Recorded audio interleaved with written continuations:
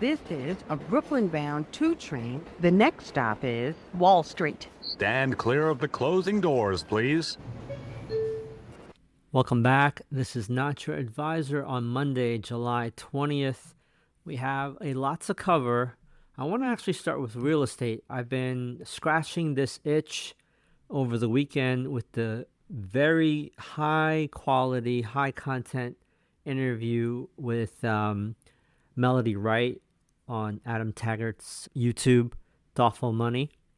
But I want to continue that thread with a new video by Reventure Consulting. Nick covers basically Fannie Mae, warning of mass bankruptcies, specifically high delinquencies in multifamily unit landlord/real estate owners. A couple quick snapshots or screenshots from this video. The first one is markets with biggest rent cuts since 2022 during COVID.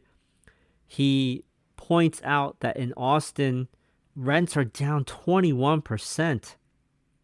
And in Nashville, where he was walking around, he had pointed that there are new construction buildings with pools, nice amenities, offering multiple months for free, like 2-3 months free rent. So this, the poop rolls down the hill, right? So if rents decrease, if vacancies increase, the underlying asset on the balance sheet will also decrease, unless mark-to-market is delayed. But you can only delay mark-to-market so long. I suspect before the end of the year, we're going to start to see some serious delinquencies and pressure points across many of the Sunbelt states. For now, the Northeast and Midwest still look pretty tight, as basically meaning like there is no free-falling rent or 3 free months of rent up in New York, or the Midwest like in Ohio or New Jersey or Connecticut. But I did, it's anecdotal, but they are trying to convert so many office buildings to, I think I read he doesn't want landlords to be able to do credit checks anymore on tenant applications. I don't know how that's going to work. If that law gets passed, I am going to go apply at the Four Seasons or some ridiculously high rent building and just rent for a couple months and squat. But I digress. That's interesting data sets. And I'm going to give you an extreme data point.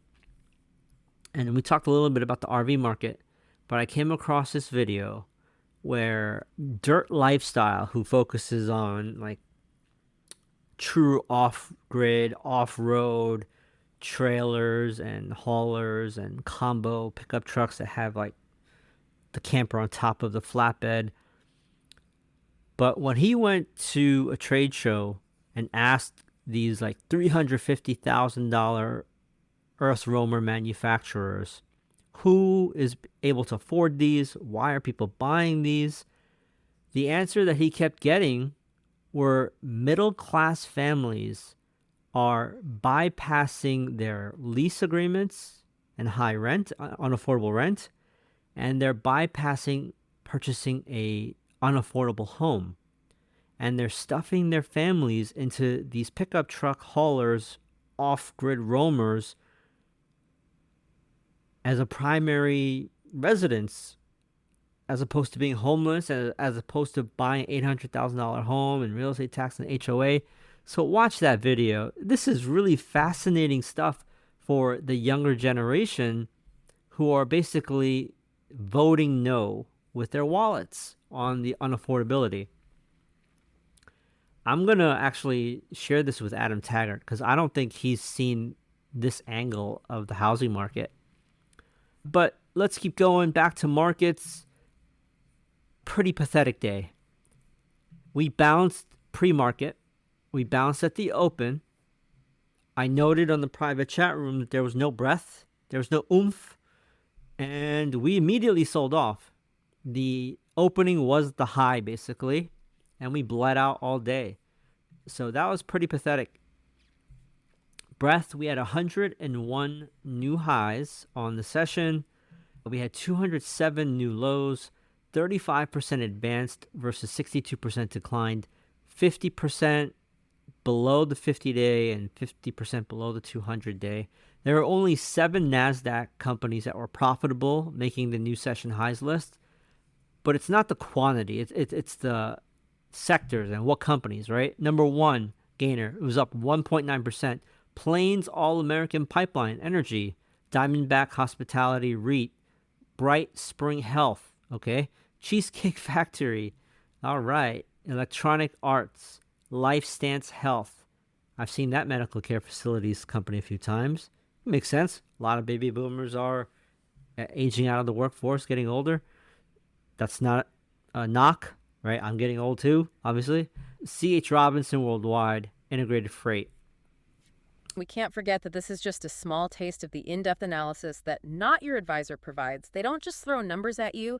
They connect the dots, find those hidden trends, and help you understand what's driving the markets. If you want the full picture, you got to check out the full Not Your Advisor episode. Don't forget to subscribe to notyouradvisor.com. And all their premium content. I mean, it's like having a direct line to what's really going on in the market. It is. It really is. They cut through all the BS and give you the kind of info that you just won't find anywhere else. Think about this.